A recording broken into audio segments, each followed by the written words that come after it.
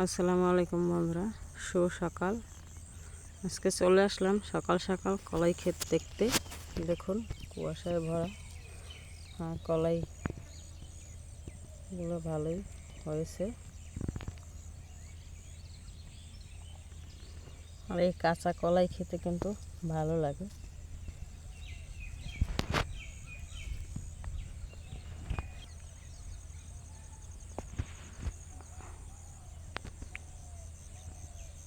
আর সকাল সকাল কিন্তু কলাই খেতে আসতে আমার কাছে খুব ভালো লাগে। কুয়াশায় ভেজা থাকে সব কিছু।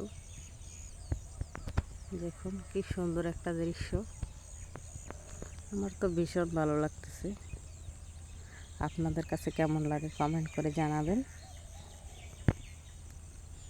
দেখুন দূর দূরান্ত এখনো কুয়াশায় ঢাকা,